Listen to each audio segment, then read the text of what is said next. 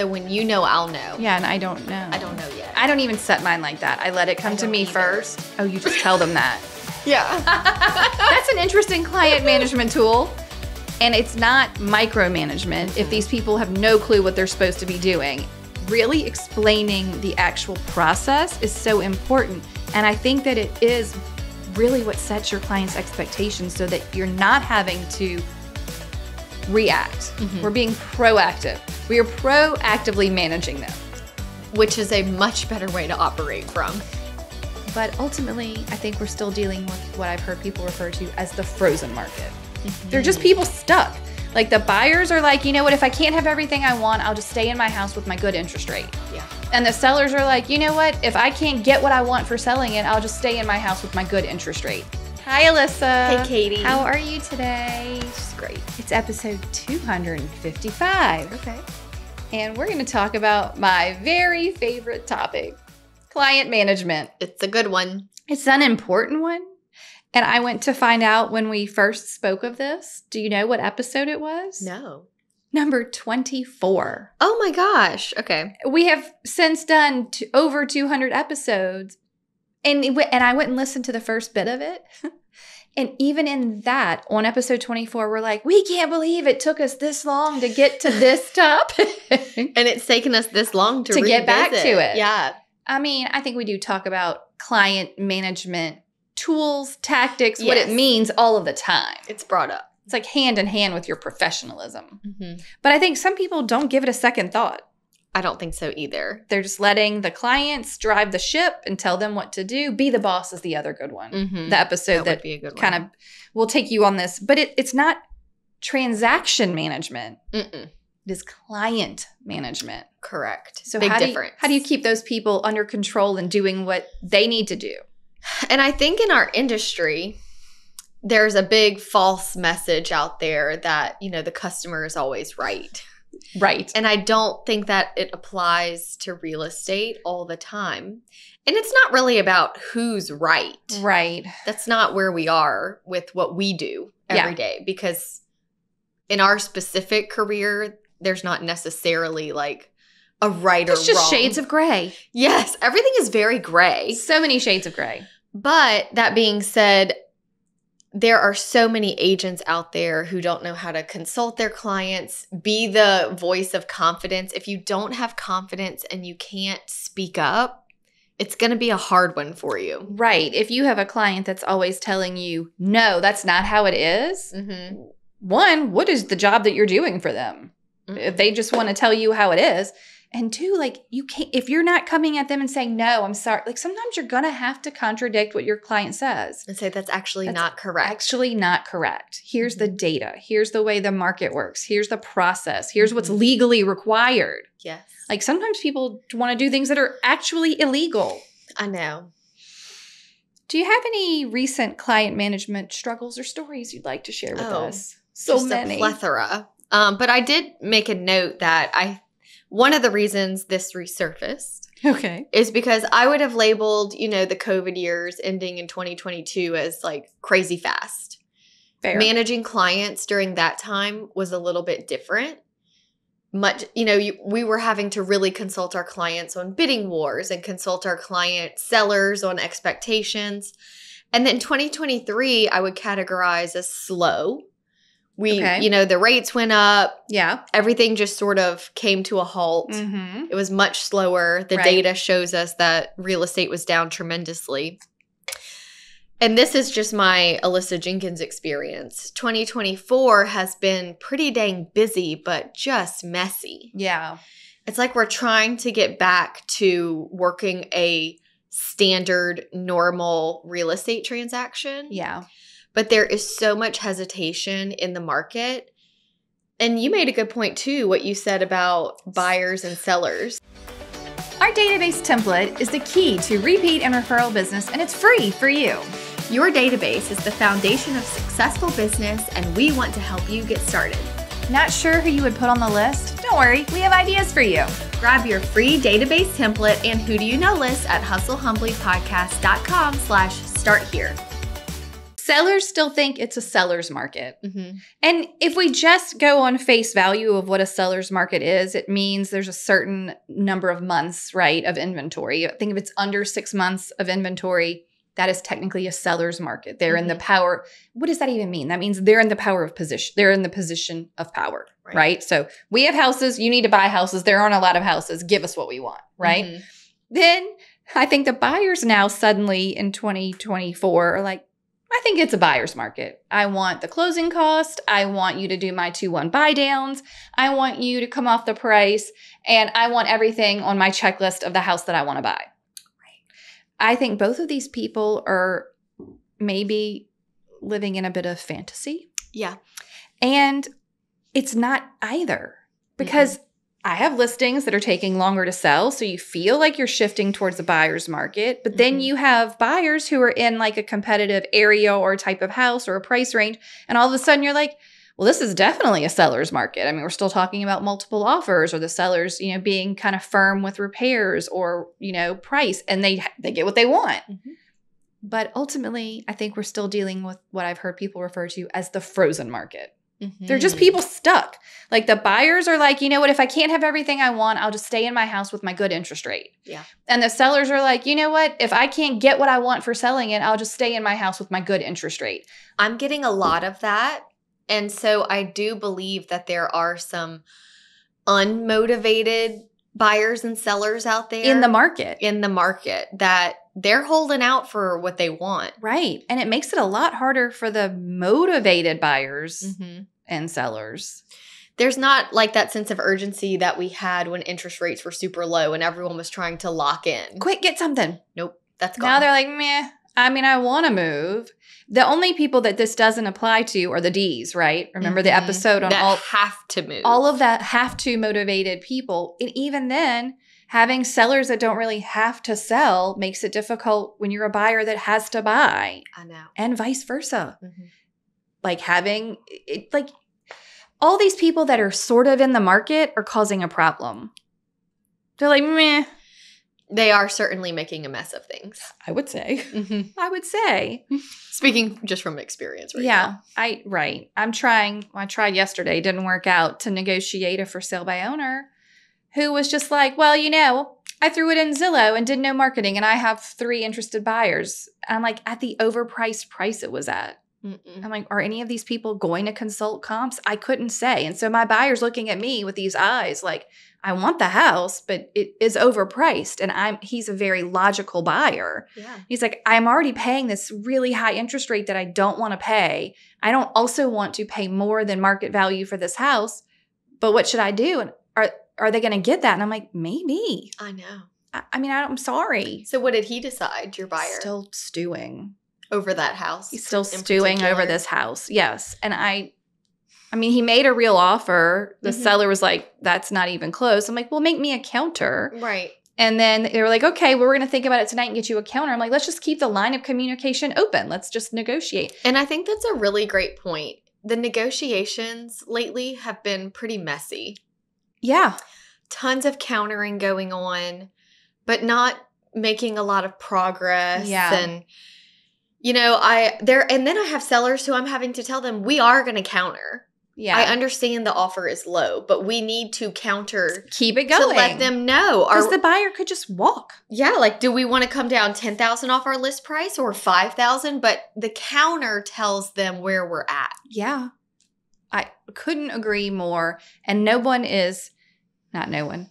I believe, and especially in my case, there was no agent involved to do the client management. Right. Do you see what I'm saying? I'm dealing with directly to the seller. I'm like, man, I said in my head many times, sure would have been easier if another agent was involved that was like, hey, this is actually what the comps are. This is actually how you figure out your value. This is actually a good offer or a bad offer or how we should counter or why we should counter. No one was doing client management on that side. And I can't do it because I'm talking directly to the seller. And I, 1, don't represent them. And 2, they don't want to hear it from me. Right. So it's like having a transaction with no client management, but there are a bunch of agents out there where there's one on either side and there's still no client management. Yes. And those are the deals that fall apart the most often.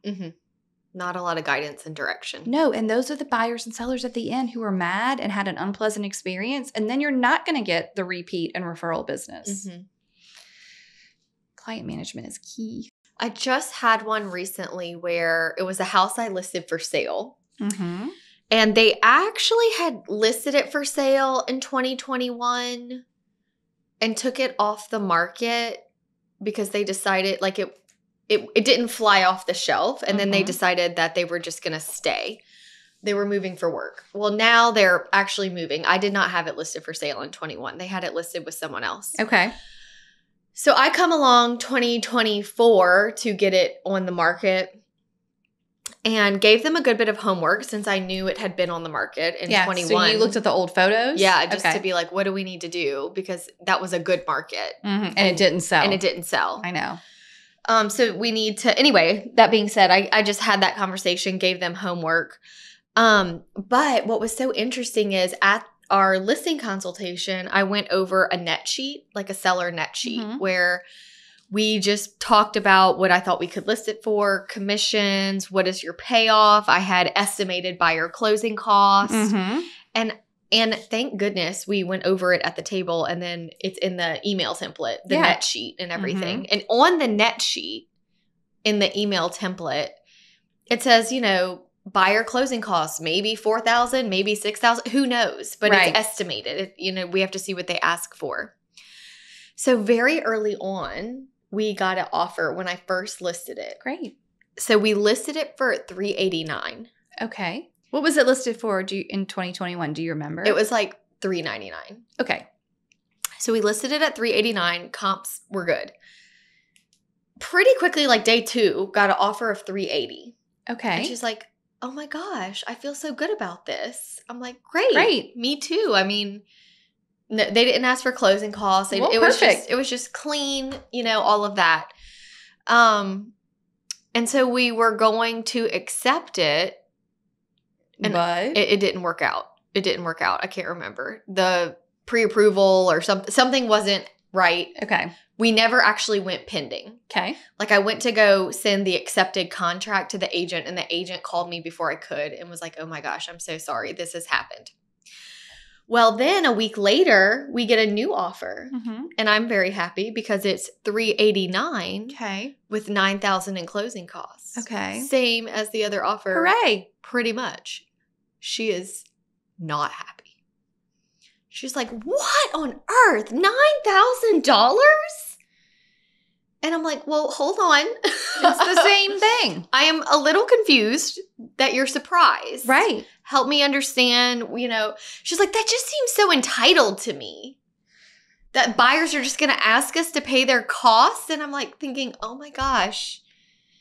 And I said, well, do you remember when we sat down at the table? And I said, expect. And I said, expect this. And then I pull it up on my phone. I said, remember this email where it says to prepare for buyers to ask? Yeah, it's normal. And it's almost like, you can teach something so many times, but until you have practical application, it's just too hard to fully understand.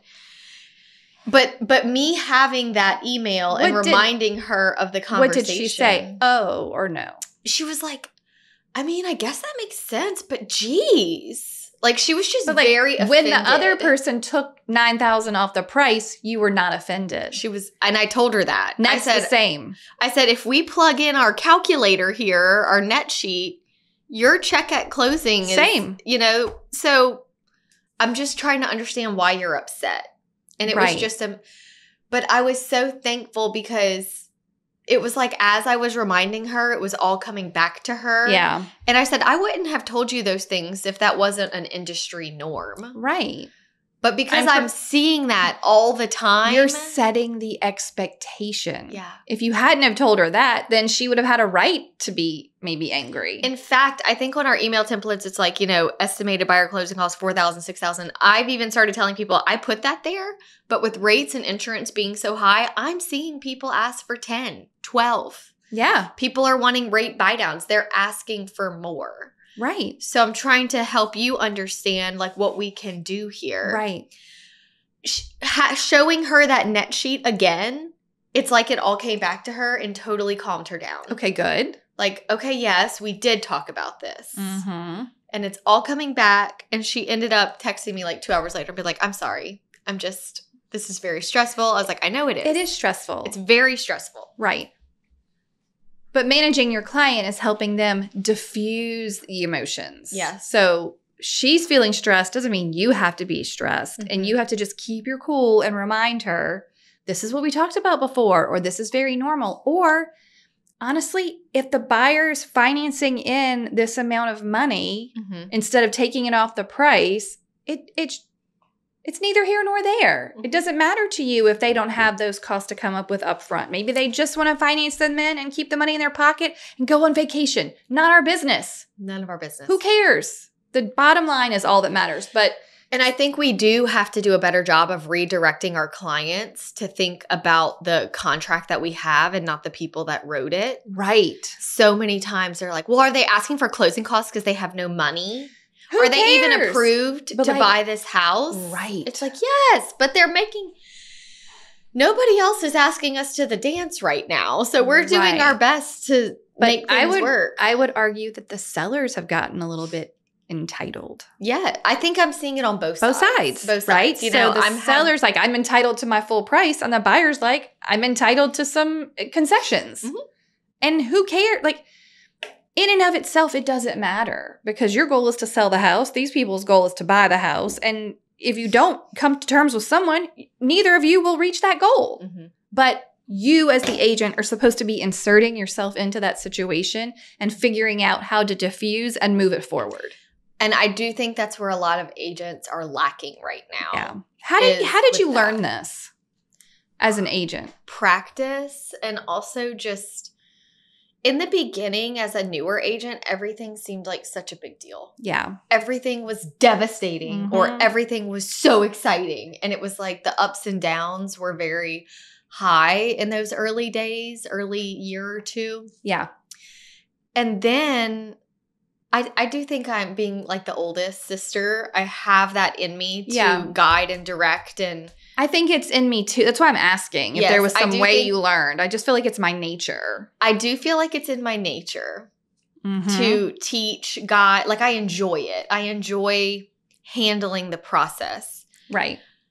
Something as simple as, you know, agents who ask their client, well, go schedule the home inspection.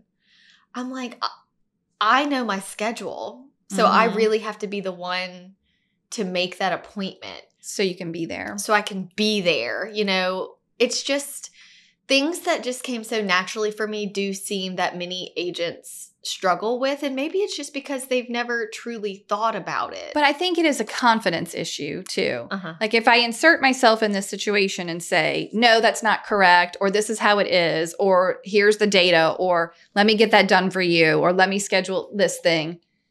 It requires a level of confidence to not be steamrolled by your client. And some clients are harder to do that with than others, but they all need it. They all need you to be confident in knowing all the steps. Yeah.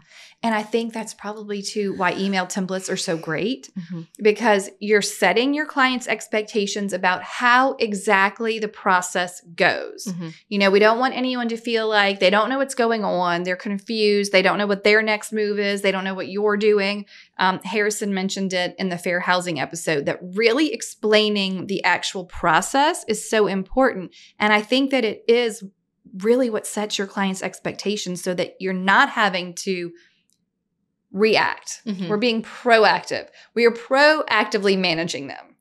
Which is a much better way to operate from. And it's going to be less stress for them. Yeah. I mean, we can't have them calling every 5 minutes to be like, how did the showing go? You know, when's the appraisal coming back? Like we've already told you what to expect as far as time frames and what sometimes agents don't give feedback. And the ultimate feedback is they didn't send an offer. So we can get their whole story, their whole life story if we want, but it doesn't change the fact that they didn't write an offer and just getting feedback isn't going to change that. Right. But them also knowing, well, the system sends 2 requests, then I'm going to do this. Then they know they don't need to prompt you to get feedback. You're doing it. I reminded my seller because it was like after every showing, how did it go? How did it go? I said, the feedback comes to me and you at the same time. So when you know, I'll know. Yeah, and I don't know. I don't know yet. I don't even set mine like that. I let it come to me first. Oh, you just tell them that. Yeah. That's an interesting client management tool. You're like, we'll get it at the same time. We'll get it at the same time, which is basically true. When I see it, I will send it. Right. But we're not. I'm like, I don't let it go straight because sometimes they say crazy stuff in there. I know. That's why I don't I need to filter. But... Must filter. Okay. That's hilarious. Oh my gosh. Okay. What about, I had in my notes to ask your clients questions. Yeah. So for instance. Hey there, are you looking for ways to save time and money in your business? Email Templates 101 is the communication system you need to bring ease and efficiency to managing your transactions and clients. Save time and avoid mistakes, all while providing a high level of service for your buyers and sellers. In Email Templates 101, you'll get 13 downloadable buyer templates ready for your personal touches. And 19 downloadable seller templates, plus 6 attachment checklists. Head over to hustlehumblypodcast.com/courses to get yours today. Managing your clients is also literally being like, hey, a showing shouldn't last more than an hour. If you want to talk about Aunt Susie and her new recipe, you're welcome to do that in the driveway or in your car or at your home. But we can't just hang out in this house like it's ours. Mm-hmm. Your children can't pull on the curtains or go play on the play set and while you tour that. Like, that's just actually not appropriate behavior in someone else's home. Right. But I think sometimes we don't even ask hey, do I need to be, I have gotten so much better at asking my clients, hey, do I need to be here for this? Like, not in a rude way, but if we're all on the driveway, this happened recently. We finished our final walkthrough. We're all on the driveway. They're about to go buy a refrigerator and they're talking about different types of refrigerators to the in-laws. And I'm like, hey, so if y'all are all good, I'm going to go ahead and go. Is that okay? Go. Yeah, go. Yes. I actually had one of my home inspectors tell me, I appreciate home inspections with you so much. Because you're like, time to... Because when you see that I'm finished, you say, okay, guys, let's take a break and meet with the home inspector so he can go after he finishes. Yeah, like wrap it. You have to know what's going on and move it along. Your clients don't know. They don't know. They're just wandering around. It's like herding cats sometimes. I'm polite. Always. They're always like, oh, great, he's done. And then he's like, oh, great. Because he doesn't want to interrupt them measuring for all their dream furniture. But it's like, he's done. And he's got to go. One after this. He's got to go. Yeah. So you got to know, like, what is the process? What do your clients not know? Like, rein them in. Yeah. Rein them in. Time to do this. Or also, I've had different lenders be like, well, they won't send blah, blah, blah. And I'm like, please always tell me. If a buyer is not getting you what you need, I have no problem calling me like, hey, listen, if you don't get this document to the lender by this time, you can't buy this house. But some lenders are so sweet and they're just like, they're busy. And they're like, I'll work with a client that's compliant, right? Like, I'll just move on to whoever did send the document. Meanwhile, I'm going to be the one who gets yelled at if we have to extend the closing. And I'll be like, you didn't get the lender what they needed. Right. So you have to, I think sometimes maybe people also get client management confused with micromanagement. Oh, for sure. Yes. And it's not micromanagement if these people have no clue what they're supposed to be doing. It's not like I stood over them while they sent the document, but I'm like, hey, listen, here's what's going to happen if you don't send the document. I get it. You're busy, but if you don't send it today, then the closing can't happen in 3 days. That's the end of the story. I have a buyer right now who used to be an underwriter like back in the 90s. Oh, wow. And then she just didn't care for it. She did it for a few years and then got into another career. But she hasn't bought a house in a long time. And she's now buying a house for one of her children coming to LSU. And I was explaining to her, the pre-approval letter and this and that. And she's like, oh, I know. I used to be in underwriting. And so I know it's, a lot. I said, well, when's the last time you had to get a mortgage? She said, well, it's probably been like 17 years ago when we bought our house. I said, okay, just be prepared. It is a lot right now. And sellers are really checking those pre-approval letters. she had a list of houses she wanted to go see. And you were like, you got to actually do this. And I said, we really need to make sure. I know you're good, but I need to know you're good. And it's not that I need to have the proof. It's not that I don't trust you. I just need to be able to tell the listing agent in good faith that you're pre-approved. She called me back. She goes, Alyssa, I feel so embarrassed. I said, why?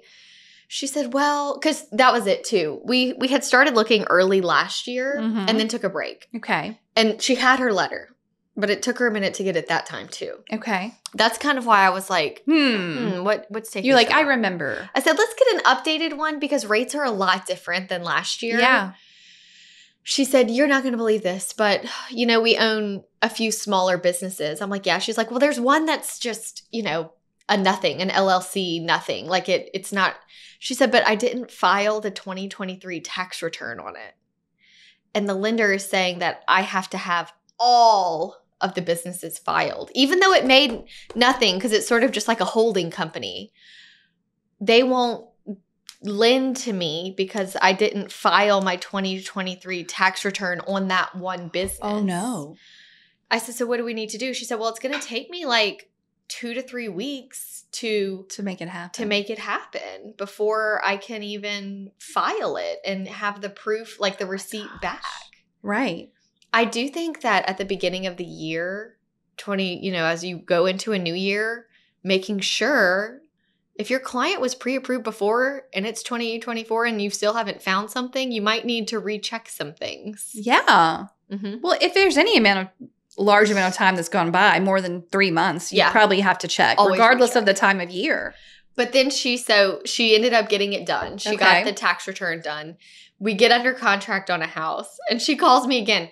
You were not lying. They are asking for so much. She goes, her exact words were like, I'm so glad you prepared me for this because I was about to fire my lender. Not them. I said, it's not your lender. And I had spoken to her lender and they were delightful. So I'm like, no matter where you go, these are the requirements to get a mortgage these days. Yeah. And she was like, well, I'm just really glad that I was prepared for this. Thanks. What great client management. Way to go, Alyssa. Right. Way to go. All right, let's talk about just a random example of client management. Group text etiquette. Mm-hmm. Oh, my word. In specific situations, like an inheritance with 4 siblings who all have different opinions, having communication with all of them, I think, is fine, but not all at the same time. No. That's like stepping into a hornet's nest. Yes. Figure out who is legally required to sign. If it's all 4, it's all 4. But you still need to talk to them separately because you've now got to be the filter to try and make everyone get to the same to the agreement, right? Mm-hmm. If we let them all yell at each other, someone eventually will be like, I'm just not going to comply. Right. I'm just not going to do this. I don't want to do it. That one, and then divorce. Mm-hmm. I am shocked when someone says they've been group texting 2 people that are divorced now that are trying to sell a property. Yeah, they don't want to talk to each other. They hired you so that they don't have to communicate. Just because they both own the property, same as an inheritance, doesn't mean they want to talk to each other. Mm-hmm. And they already have possibly some bad feelings, animosity, distrust, whatever. And who knows who brought in you, right? Mm-hmm. Maybe it was one party, maybe it was the other. It's really tough to get it where it's just complete neutral, right? Yeah, it is. You've got to figure out your relationship with each one. You have to tell them each the same things. You have to give them each the opportunity to respond. You have to figure out how to get everyone to the finish line, even if one gets the final say, but they both have to sign. Some people do crazy things. They'll just not show up. Yeah. They'll just do something to disrail whatever the transaction is. Mm-hmm. So I think it's important to be thoughtful about if you're texting in a group or emailing. Maybe everyone is not needing to be on the exact same email thread. We've got to be able to filter and help out and make it to where it's pleasant for everyone. But Katie, that means I'm going to have to work a little bit more. Yeah, you have to actually work in this job. Yeah. It's really difficult to do any type of management without working. I have had several negotiations here lately that just got way out of hand. Mm-hmm. Out of control. We're not making progress.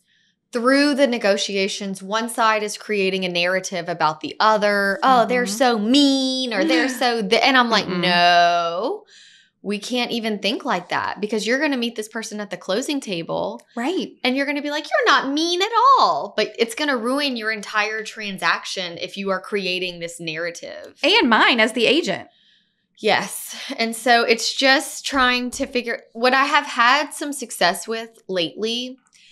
I do have a married couple on a group text. But even then, things get lost in translation.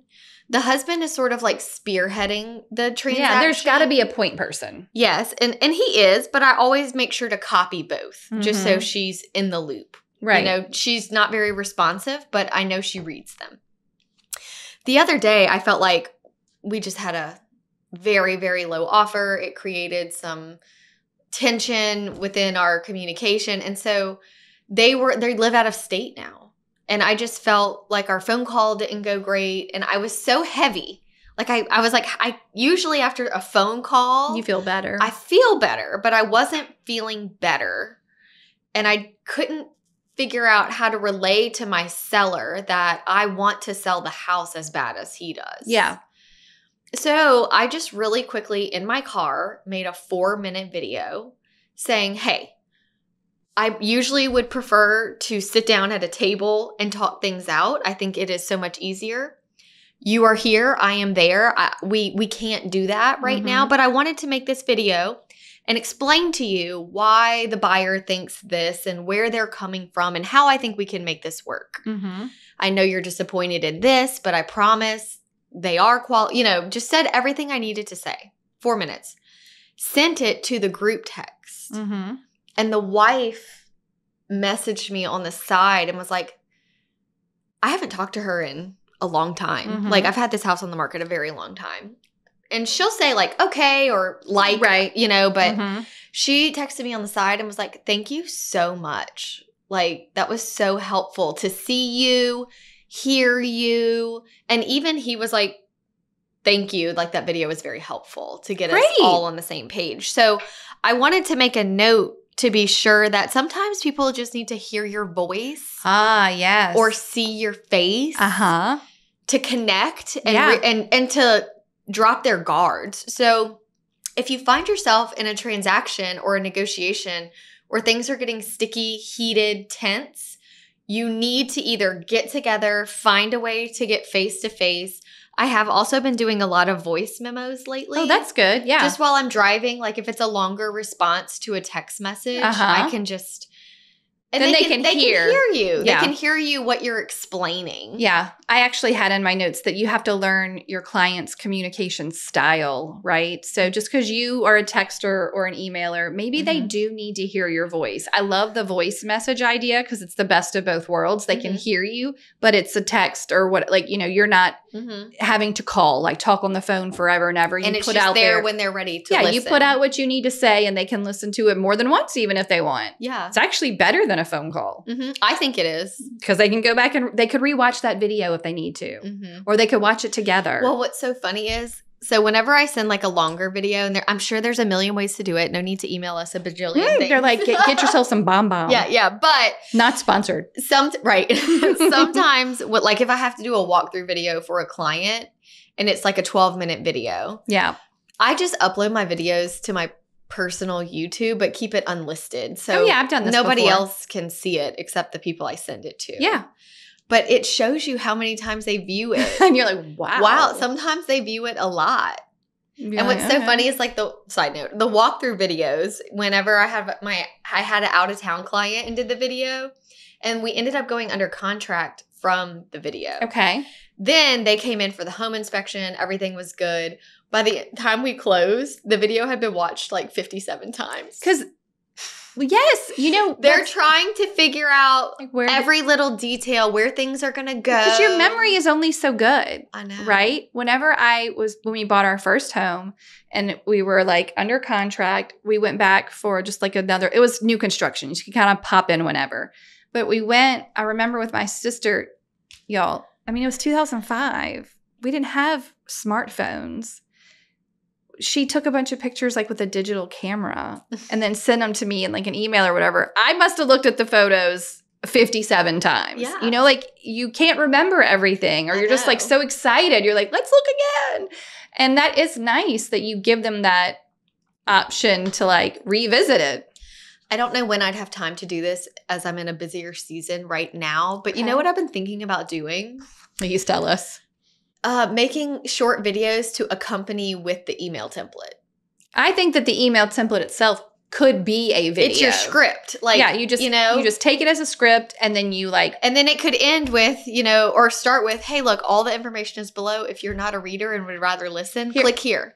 Yeah, we have that actually in the email templates course. It says that. Oh, it does? Yes, because it's such a great idea. Yeah. Especially if you're comfortable on video, right? I'm getting there. Yeah.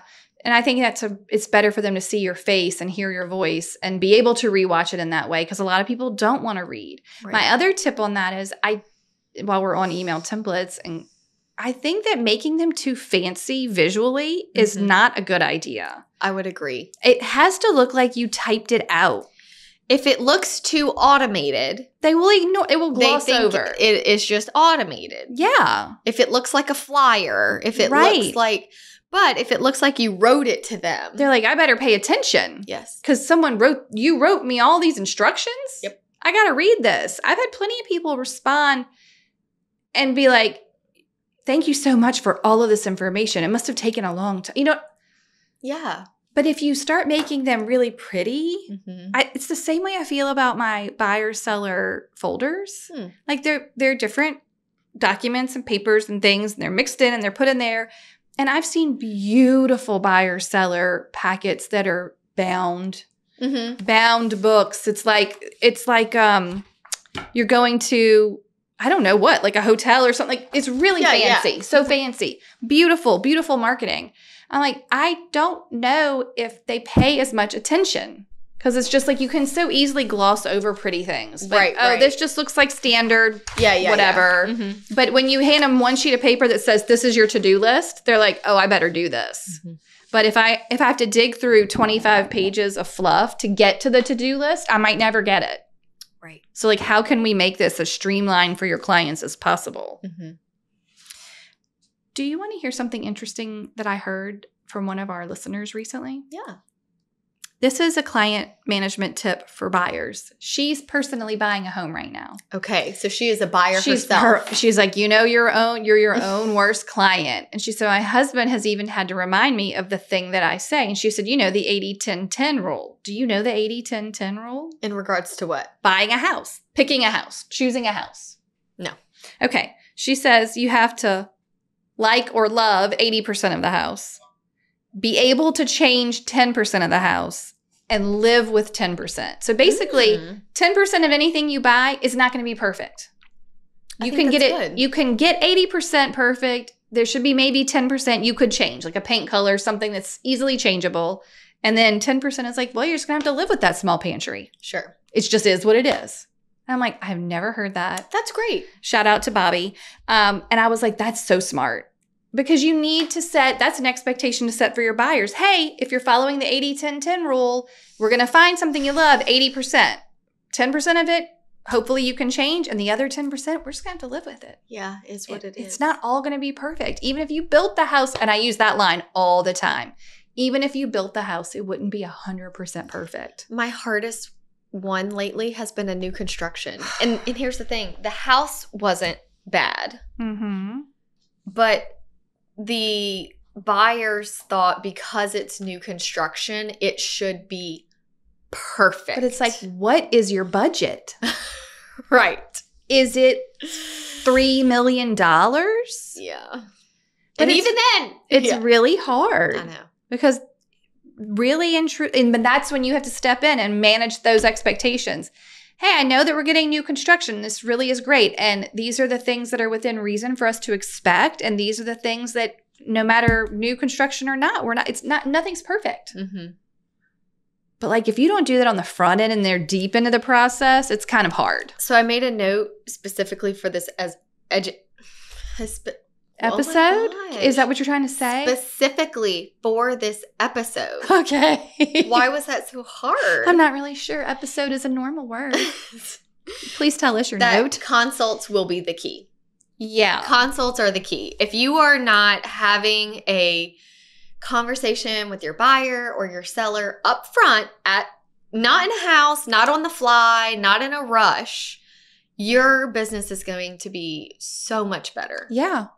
Yeah. So much better. 100%. Right. And the email templates are good for you to have all that information. Just build that into your consult. Mm-hmm. Like, these are the things we need to talk about before we get out there. Go through those first few emails and be able to answer the questions. Mm-hmm. I mean, have an FAQ document that answers questions for your clients. Mm-hmm. What to expect when you're purchasing your home. I've seen, I feel like Chelsea had some what to expect when you're home inspecting. I've seen this a couple of times. That's cute. What to expect? They don't know. No, they don't. Any other stories you want to share with us about client management these days? I probably should hold off. Okay, fine. Wait till the stories are done. When we recorded this previously, it was pre-COVID. Yeah. Episode 24. I don't remember what air date was, but listening to it kind of made me smile. Like, yeah, that was a pretty normal market.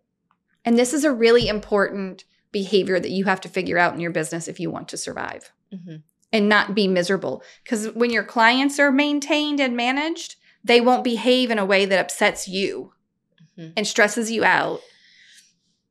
I think that's a good reminder too, that, every time a client is being needy or has all these questions, I always try to look at myself and say, why do they not know? Where do I need to put this in? How can I do a better job next time of answering these questions before? Right. We need to pretend like every buyer and seller we meet with has never done this before, because it is changing so much all of the time. Mm-hmm. So you can't, I know you own this house, so you've obviously bought before. It's been a long time. Even your lady that was 17 years since she had gotten a mortgage. Mm-hmm. She didn't remember anything. Totally different now. It's totally different. Totally different. Are you all good? Mm-hmm. Okay, great. Are you ready for a toast? Yeah. All right, super. Today's toast is from Catherine Catches. Okay. She's toasting to her broker, who is her father. Oh, that's so sweet. So sweet. Her dad. So, cheers to her father. I don't know his name, but y'all go out there and please manage your clients. Yeah, you got this. I beg of you. Yeah. As the agent on the other side. You can do it. You can do this. Goodbye. Hey, this is Catherine Catches, and I'm from Meadow Vista, California, and I am toasting my father, who's also my broker, who has taught me everything I need to know and have learned in real estate. Love you, Dad. Thank you so much for tuning in to the Hustle Humbly podcast. If you enjoyed this episode, please go to ratethispodcast.com/hustlehumbly and leave us a review or drop a comment if you're listening on Spotify. If you have an episode topic or someone you'd like to toast on the show, please email us at team@hustlehumblypodcast.com. Find us on social media at Hustle Humbly Podcast. Don't forget to find all of the free resources at hustlehumblypodcast.com/resources. See you next week.